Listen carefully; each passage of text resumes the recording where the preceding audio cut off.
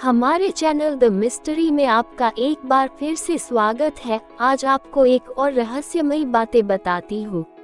Number 1, NASA के अनुसार रामायण की कहानी और आदम का पुल एक दूसरे से जुड़े हुए हैं।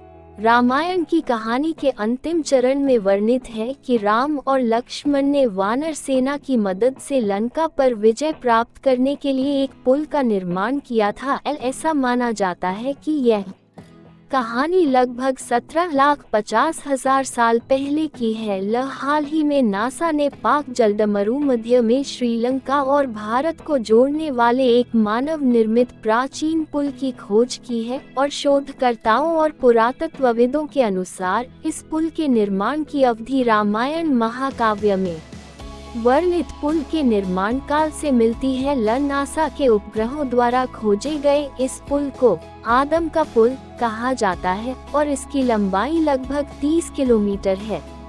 नंबर 2, रावण को पता था कि वह राम के हाथों मारा जाएगा।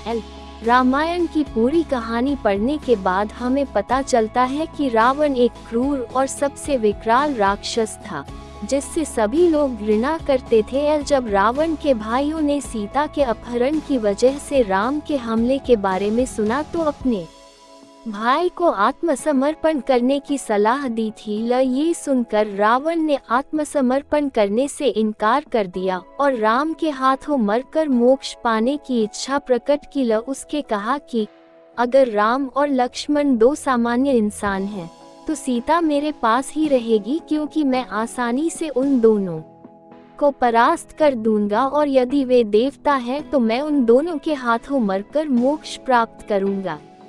नंबर 3, आखिर क्यों राम ने लक्ष्मण को मृत्युदंड दिया? रामायण में वर्णित है कि श्री राम ने न चाहते हुए भी जान से प्यारे अपने छोटे भाई लक्ष्मण को मृत्युदंड दिया था। आखिर क्यों भगवान राम ने लक्ष्मण को मृत्युदंड दिया था? ये घटना उस वक्त की है जब श्री राम लंका विजय के बाद अयोध्या लौट आए थे और अयोध्या के राजा बन गए थे।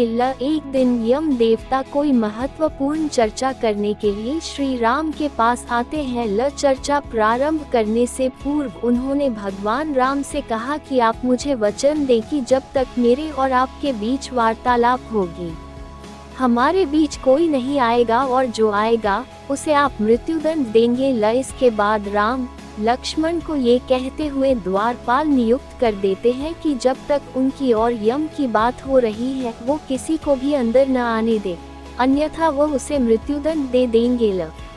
लक्ष्मण भाई की आज्ञा मानकर द्वारपाल बनकर खड़े हो जाते हैं। लक्ष्मण को द्वारपाल बने कुछ ही समय बीतने के बाद वहां पर ऋषि दुर्वासा का आगमन होता है। जब दुर्वासा ने लक्ष्मण से अपने आगमन के बारे में राम को जानकारी देने के लिए कहा तो लक्ष्मण ने विनम्रता के साथ मना कर दिया। इस पर दुर्वासा क्रोधित हो गए तथा उन्होंने संपूर्ण अयोध्या को श्राप देने की बात कही। लक्ष्मण ने शीघ्र ही यह निश्चय कर लिया कि उनको स्वयं का बलिदान देना होगा ताकि वो नगरवासियों को ऋषि के श्राप से बचा सके और उन्होंने भीतर जाकर ऋषि दुर्वासा के आगमन की सूचना दी।